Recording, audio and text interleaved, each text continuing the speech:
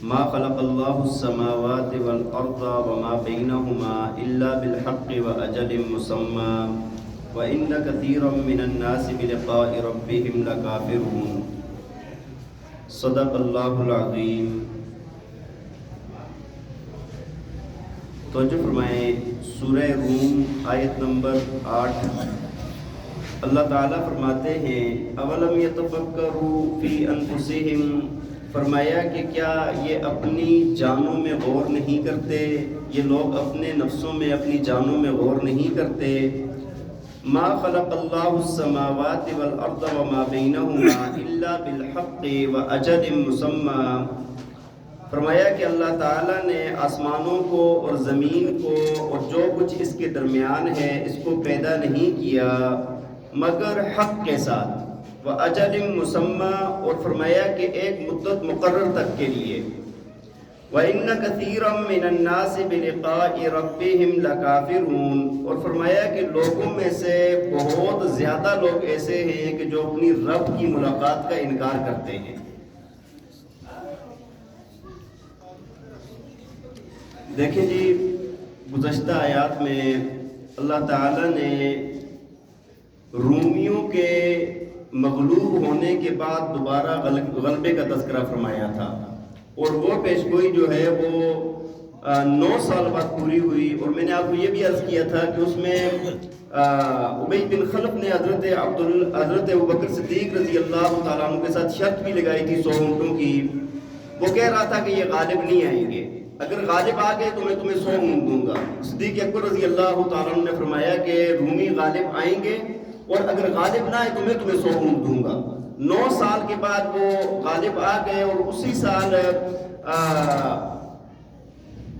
غزوہ بدر ہوا، اور غزوہ بدر کے اندر ابی بن خلف مارا گیا۔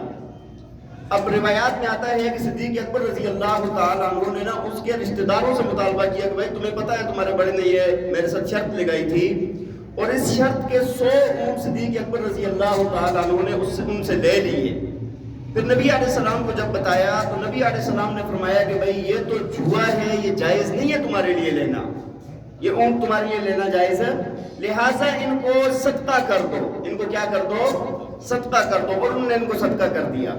اور یہ بھی میں آپ کو بتا دوں کہ یہ جو جوئے کی حرمت والی آیت ہے نا، یہ اس کے بعد نازل ہوئی ہے، یہ اونٹ لینے کے بعد نازل ہوئی ہے، اور اس وقت جا کر پہلے تو چونکہ حکم نہیں تھا تو انہوں نے بہرحال صدقہ کر دیا۔ اور آج بھی یہی حکم ہے کہ بھائی اگر کوئی بھی ایسا مال آ جائے کہ جو جائز نہ ہو یا جوئے کا ہے یا ایسا کوئی مال بھی آ جائے، پہلی بات تو یہ ہے کہ اس کو مالک تک پہنچایا جائے، مالک نہیں ہے تو اس کے رشتہ داروں تک پہنچایا جائے۔ اگر کوئی بھی نہیں مل سکتا تو پھر اس کو صدقہ کر دیا جائے، لیکن اس پر ثواب کی نیت نہیں کرے گا، اس پر ثواب کی نیت نہیں کرے گا، کیونکہ اگر اس پر ثواب کی نیت کی تو علماء نے لکھا ہے کہ اس کے کفر کا خطرہ ہے۔ اس کی مثال ایسے ہیں، اپنے سر سے بوجھ اتارنا ہے نا، سر سے بوجھ اتارنا ہے۔ مثال کے طور پہ آپ کے کپڑے کے ساتھ نجاست لگ گئی ہے تو آپ کیا کرتے ہیں، کپڑے کو پاک کرتے ہیں ثواب کی نیت سے یا نجاست دور کرنے کے لیے، نجاست دور کرنے کے لیے نا۔ تو یہاں پر بھی یہ سر پر وبال ہے، اس وبال کو دور کرنے کے لیے اس کو کیا کیا جاتا ہے، صدقہ کیا جاتا ہے۔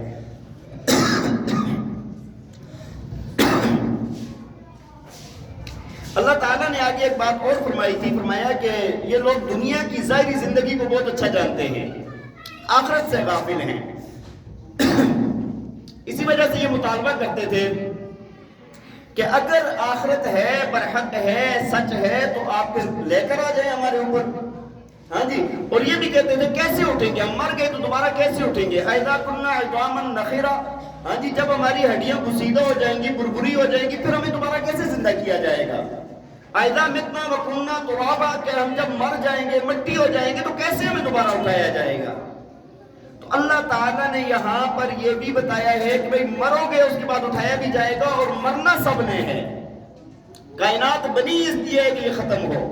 اللہ تعالیٰ فرماتے ہیں اولم یتفکروا فی انفسہم، فرمایا کیا یہ اپنی جانوں میں خیال فکر نہیں کرتے، غور و فکر نہیں کرتے اپنی جان کے اندر۔ اللہ تعالیٰ نے انسان کو کن کن مراحل سے گزارا اور پھر کہاں تک پہنچایا اور کیا کیا چیزیں عطا فرمائی اور آخر میں جا کر اس کو ختم کر دیا۔ اللہ الذی خلقکم من ضعف ثم جعل من بعد ضعف قوة ثم جعل من بعد قوة ضعفا وشیبا۔ اللہ تعالیٰ فرماتے ہیں ہم نے انسان کو پیدا کیا، یہ کمزور تھا. چھوٹا بچہ ہوتا ہے نا کتنا کمزور ہوتا ہے، وہ بالکل اپنی جان کو نہیں سنبھال سکتا، سر بھی نہیں سنبھال سکتا اپنا. فرمایا کہ پھر اس ضعف کے بعد ہم نے اس کو طاقت اور جوانی اور قوت عطا فرمائی، اور فرمایا پھر ایک وقت ایسا آنے والا ہے کہ یہ ضعف میں چلا جائے گا، پھر اس کی وہی بچپنے والی حالت لوٹ آئے گی. تو یہ سارے مراحل پر انسان غور کرے اور اپنی جان کے اندر غور کرے. وَفِي أَنفُسِكُمْ أَفَلَا تُبْصِرُونَ. آپ فرمایا کیا تم اپنی جانوں میں غور نہیں کرتے؟ اپنی ذات کے اندر دیکھو، اپنی ذات کے اندر دیکھو، تمہیں بڑی بڑی نشانیاں مل جائیں گی. اور یہ کیا سمجھتے ہیں کہ مر جائیں گے، مٹ جائیں گے، ختم ہو جائیں گے. ہاں جی، اللہ تعالیٰ نے کیا فرمایا قرآن میں کہ کیا انسان یہ سمجھتا ہے یحسب الانسان ان یترک سدی کہ انسان ویسے ہی چھوڑ دیا جائے گا؟ نہیں، ہر چیز نے انسان مکلف ہے، اور مکلف نے جا کر آگے جواب دینا ہے اللہ کے ہاں. اور صحیح مسلم کی روایت کے اندر آتا ہے، فرمایا کہ اللہ تعالیٰ قیامت والے دن فرمائیں گے کہ تم لوگ نا اگر کوئی اچھائی ملے نا تو میرا شکر ادا کر لو، لیکن اگر تمہارے اوپر آج کی وبال ہے نا وہ تمہارے اپنے اعمال کا ہے، میں تمہارے اوپر ظلم کرنے والا نہیں، جیسے اگلی آیت میں بھی آئے گا. تو پہلی بات ہمیں یہ حکم فرمایا کہ اپنی جانوں میں غور کرو. ما خلق اللہ السماوات والارض وما بینہما الا بالحق واجل مسمى. فرمایا اللہ نے زمین آسمان اور جو کچھ اس کے درمیان ہے اس کو حق کے ساتھ پیدا فرمایا ہے. حق کا مطلب یہاں پر حکمت ہے. ہر چیز اللہ کی حکمت کی شاہکار ہے. انسان بس غور فکر نہیں کرتا، اگر غور فکر کرے نا وہ اپنے رب کو پہچان لے. وَأَجَلٍ مُّسَمَّى. فرمایا کہ ساتھ یہ کیا ہے، مختصر وقت کے لیے ہر چیز نے آنا ہے اور چلے جانا ہے.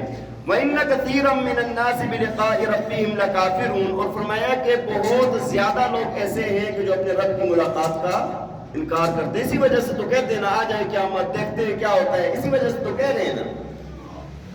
اور دوسری بات بیان فرمائی اولم یسیروا فی الارض فینظروا کیف کان عاقبۃ الذین من قبلہم. دوسرا فرمایا کہ یہ لوگ سمجھتے ہیں نا کہ ہم بڑے طاقت والے ہیں، قوت والے ہیں، ہمارے پاس بڑا مال دولت ہے، ہماری بڑی شان و شوکت ہے. فرمایا کہ کیا یہ لوگ زمین کے اندر چلتے پھرتے نہیں ہیں، زمین کی سیر نہیں کرتے؟ ہاں جی، کہ ان لوگوں کا کیا انجام ہوا ہے جو ان سے پہلے گزرے ہیں. فرمایا کانوا اشد منہم قوہ، وہ ان سے طاقت میں بہت زیادہ تھے. اور فرمایا کہ وآثار الارض، اور زمین کی کاشتکاری کے اندر بہت زیادہ تھے وہ. وعمروها اکثر مما عمروها. فرمایا کہ ان سے زیادہ ان نے زمینوں کو آباد کیا تھا جیسے کہ انہوں نے آباد کیا ہوا ہے. اور فرمایا وجاءتهم رسلهم بالبينات. فرمایا ان کے پاس رسول آئے واضح دلائل لے کر. تو آپ دیکھیں اللہ تعالیٰ نے جا بجا قرآن میں یہ بات فرماتے ہیں کہ بھائی پہلے لوگوں کو دیکھو، تم زمین کے اندر چلتے پھرتے ہو، ان کو دیکھو. دیکھیں کتنی بڑی بڑی تہذیبیں آئیں اور گئی. ہاں جی، آپ فرعونیوں کو دیکھیں، کلدانیوں کو دیکھیں، قدیم مصریوں کو دیکھیں آپ. ہاں جی، کتنے بڑے بڑے لوگ تھے یار. اس طرح جو ہے موہنجودارو والے، ہڑپا والے، ہاں جی، یہ بڑی بڑی تہذیبیں جن کا جو ہے نام آج تک چلتا ہے، جن کے آج آثار نکلتے ہیں تو انسان حیران ہو جاتا ہے کہ کتنی مہذب تھی. آپ دیکھیں نا احرام مصر 75 من کا پتھر وہ بلندی پر لگایا ہوا ہے. آپ سوچیں کہ اتنی سینکڑوں فٹ کی بلندی پر وہ لے کر کیسے گئے ہوں گے، اس وقت مشینری کیا تھی. اور ایسا اتنے بڑے بڑے احرام مصر بنے ہوئے، تو یہ ساری کی ساری چیزیں موجود تھی جو آج. اچھا آپ دیکھیں وہ لاشوں کو خلوت کرتے تھے، آج بھی ہمارے ہاں کیا جاتا ہے، شیشے میں اس کی وہ بند کر کے رکھا جاتا ہے. کتنا وہ کچھ اتنا خاص نہیں ہوتا، لیکن اس وقت کوئی ایسی چیز موجود نہیں تھی، لیکن وہ مسالہ لگا کے رکھتے تھے جو صدیوں تک ان کی لاشیں رہتی تھی. کیسی ان کے پاس جدید چیزیں تھی، سب کچھ تھا، لیکن اللہ کی نافرمانی کی تو اللہ تعالیٰ نے ان سب کو نیست و نابود کر دیا. اسی طرح آپ قوم سمود، قوم عاد کا دیکھیں کہ کتنے بڑے بڑے لوگ تھے، کتنی کامیاب قومیں تھی دنیا کے اعتبار سے. ان کے محلات کو آپ دیکھیں، آپ ان کے گھروں کو دیکھیں، ان کھنڈرات کو آج آپ دیکھیں تو آپ حیران ہو جائیں گے. لیکن اللہ نے ان کو نیست و نابود کر دیا. تو اللہ فرماتے ہیں تم کیا چیز ہو، تم کون سے باغ کی مولی ہو کہ تم بچ جاؤ گے. بات سمجھ آ رہی ہے کہ نہیں؟ ان کا بھی وقت آنے والا ہے، تو ہر انسان کو یہ سوچنا چاہیے. فرمایا کہ اور زمین کی آبادی، فرمایا کہ زمین کی آبادی میں، کاشتکاری میں وہ لوگ بہت آگے تھے، تم لوگ بہت پیچھے ہو. اور دوسری بھائی ایک بات شرعی مسئلہ بھی آپ کو یہاں پر بتا دیتا ہوں. آپ کو زمین کی آبادی نہ حکومت کی ذمہ داری ہے. جتنی بھی بنجر زمینیں پڑی ہیں نا ان کو آباد کرنا یہ حکومت کی ذمہ داری ہے. اور اگر کسی کے پاس کوئی زمین ہو اور وہ اس کو آباد نہ کرے، بنجر چھوڑی ہوئی ہے، تو فرمایا حکم یہ ہے کہ اس سے لے کے کسی کاشتکار کو دے دی جائے۔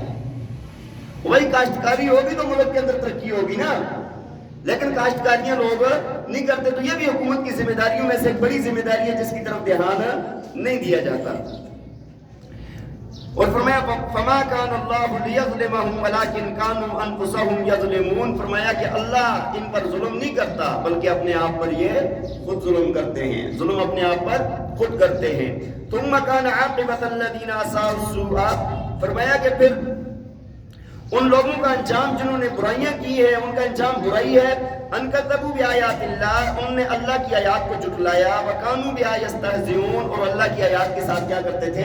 ٹھٹھے لگاتے تھے۔ اللہ کی آیات کے ساتھ، رسولوں کے ساتھ، کتابوں کے ساتھ ٹھٹھے لگاتے تھے، تو ان کا انجام بھی کیا ہوگا؟ برا ہوگا۔ اللہ تعالی ہمیں عمل کرنے کی توفیق عطا فرمائے۔ وآخر دعوانا